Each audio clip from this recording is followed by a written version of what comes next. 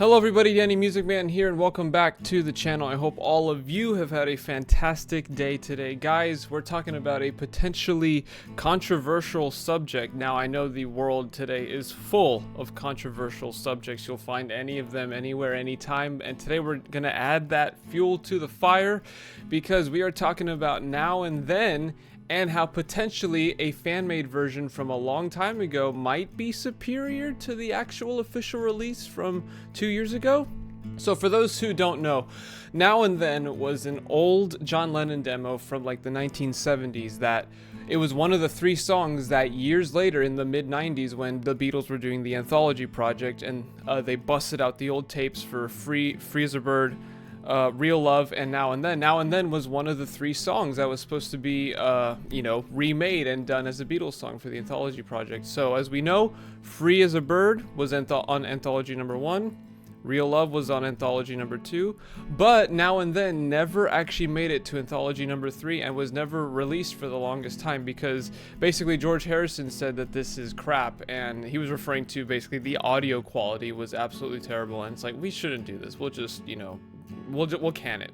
So years later, when YouTube was kind of, getting really big and in its infancy, and it was, starting to gain traction, and people were seeing YouTube as, a place to upload just anything, which included music. There was a channel by the name of iamaphoney who uploaded his fan-made version back in 2007, and later on he redid it in 2012, which the 2012 fan-made version is, I believe, the most popular one, as you'll see in a second. The original video has been deleted because, of course, when Now and Then was coming out, they were, copyright striking anything that had Now and Then, on YouTube. So a lot of those videos disappeared, including, unfortunately, iamaphoney's original 2012 upload of his version of Now and Then, and which is kind of sad because it had over 1 million views and was generally regarded as the definitive version, kind of. I say definitive with quotations because it wasn't an official release, but for years, that was how a lot of people thought Now and Then sounded like, because it was a fan-made version that was extremely high quality, and whenever you would search, Beatles Now and Then, that would be the first video that pops up. So it kind of was the definitive version for the longest time, and a lot of people liked it. Thankfully, since then, it's been uploaded to another channel, fittingly called Now and Then. So the Now and Then channel now has iamaphoney's Now and Then 2012 version on their channel.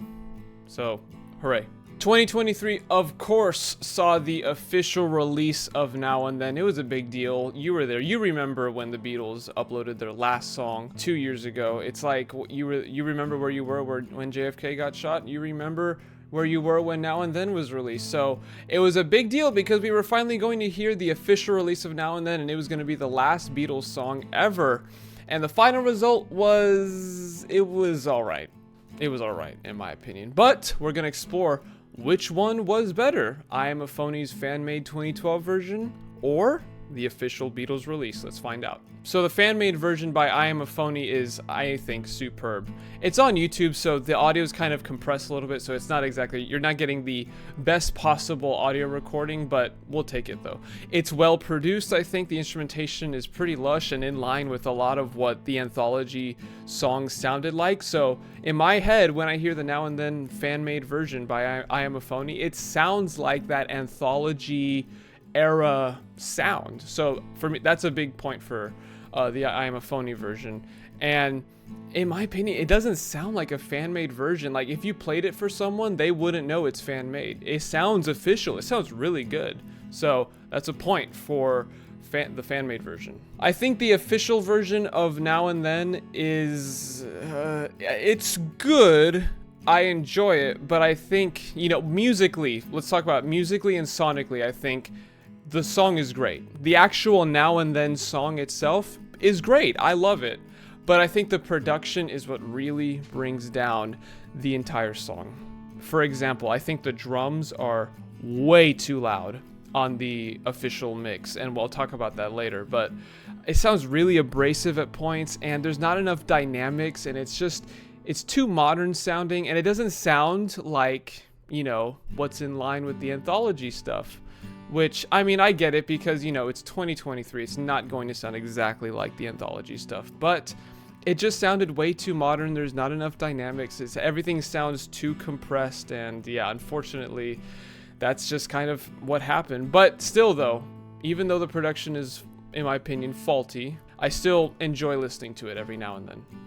Now, the vocals is pretty interesting because I think the vocals on the official version sound tremendous. I mean, since they were taken from the original demo, and they were actually fed through a software that basically cleaned up the noise, the crackles, the pops, and all the, audio artifacts that you would hear from, a crappy cassette recording, because that's what John Lennon used. He used a cassette to record all his demos. So it's going to sound bad, but the new version took the vocals, cleaned it up, got rid of all those artifacts, and it sounds really clean, really nice, and it sounds really, really good. It's really nice to have that on the official release, hearing the vocals for the first time be so crystal clear.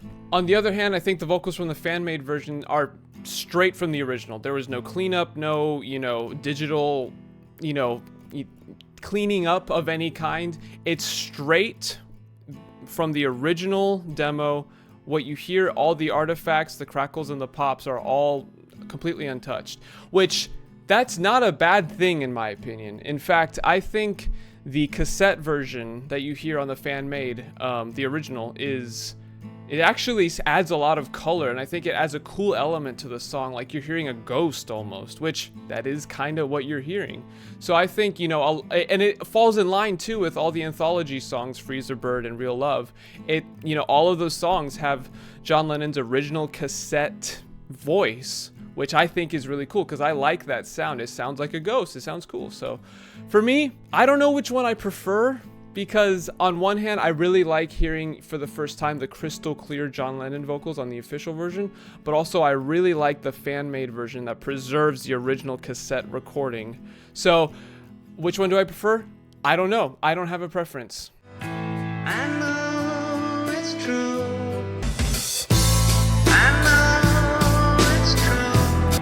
It's all because of you.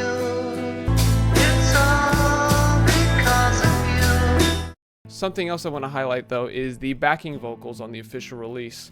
I think they did use the old Beatles songs, or used old Beatles vocals from old Beatles songs to create the backing vocals that you hear in the background, especially in the bridge. You hear Because, Here, There, and Everywhere, and it sounds really great. I think this is a great choice because it adds, the ability for all of the Beatles to sing on the last Beatles song. And it's a great touch. It's a great tribute. I really like it. So the final thing I want to talk about is the instrumentation. Now, the instrumentation on the official version is an interesting one because I have a really good thing and a really bad thing. So the instrumentation on the official version, I think on one hand, the strings that Giles Martin puts on it are very reminiscent of his dad's work. It sounds exactly like George Martin, and I think that's great. You should be, and he pretty much said he wanted to rip off his dad, which I think you should, because it's the last Beatles song. Why not do it? Why not rip off your dad? And I don't think rip off is the right word. I think, paying a tribute to George Martin is fantastic. So the fact that the strings sound so huge, so lush and orchestral, and really gives the song a grand feel is really, really great. And I think Giles Martin did a great job with the strings. Now, on the other hand, the drums on the official version are awful. I'm sorry. I don't know if that, I think that is controversial to say, but I don't like the drums on the official version. That cross stick that Ringo plays on the official version for me is easily the worst part of the song.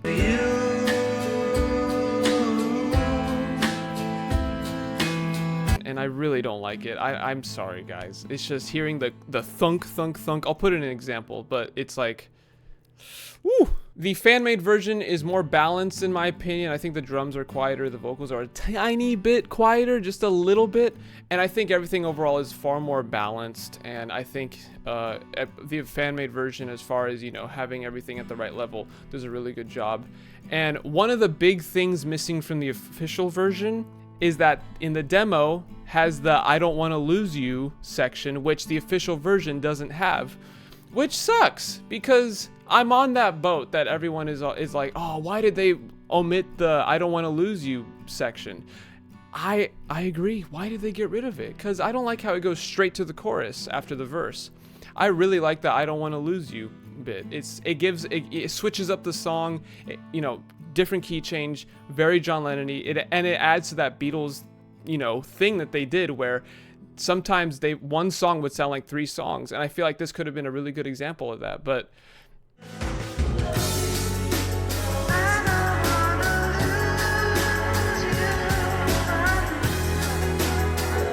the fan-made version, of course, kept the "I Don't Want to Lose You," and I think it sounds great, and it works really well in the song. It gives great variety, and like I said, a cool key change. So I'm glad that the fan-made version by iamaphoney didn't touch it. It basically worked with what you got, and it sounded great. So big ups to the fan-made version. One thing, though, I do want to say is the official version, the bridge in the official version, just before the final verse, is absolutely amazing. It is incredible, man. With George's slide guitar playing over the because background vocals that you hear in the background with the orchestration. Oh my, orgasmic. I'm just gonna say it. It was orgasmic. It was absolutely incredible. I love that. Easily my favorite part of the official Now and Then release. It is so good. I love listening to that part. It's really, really great. Great bridge. So, which is better? I talked about the instrumentation, the vocals, the production, that kind of stuff. Which one do I prefer, in my opinion? Well, I think I prefer the fan-made version, I gotta be honest with you, because that's the one that I heard for the first time. Obviously, because Now and Then the official version didn't come out before the fan-made version. That's impossible.